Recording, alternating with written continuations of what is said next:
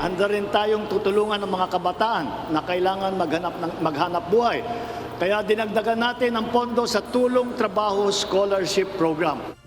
Handa si Pangulong Ferdinand Marcos Jr. na tulungan ang mga kabataan na makahanap ng trabaho. Ayon sa Pangulo, naglaan ng malaking pondo ang administrasyon para sa scholarship ng mga kabataan na nagnanais na makakuha ng trabaho sa pamamagitan ng mga kursong iniaalok ng Technical Education and Skills Development Authority o TESDA.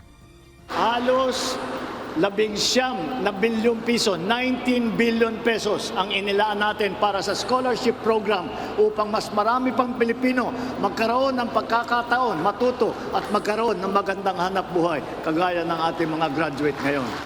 Ito ang binigyan diin ng Pangulo sa kanyang talumpati sa mass graduation ceremony ng TESDA sa Lawag, Ilocos Norte kanina. Bukod sa TESDA online program, sinabi pa ng Pangulo na mas pinalawak ngayon ang Enterprise-Based Education and Training o EBET program upang mas maiayon ang pagsasanay sa aktwal na pangangailangan ng mga employer. Mas magiging handaan niya ang mga nagsipagtapos sa mga kasanayang kailangan sa pagsisimula ng kanilang trabaho.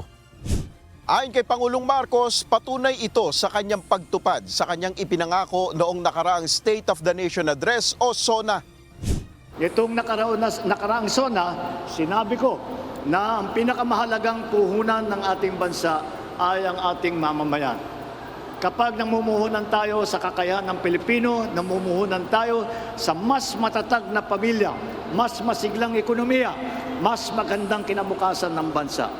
Pagkatapos ng kanyang pagdalo sa mass graduation, ininspeksyon naman ni Pangulong Marcos ang nasunog na palengke ng kanilang bayan sa Batak, Ilocos Norte.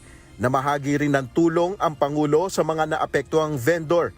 Dito na rin ipiniresinta kay Pangulong Marcos ang planong bagong Batak Public Market at Economic Zone.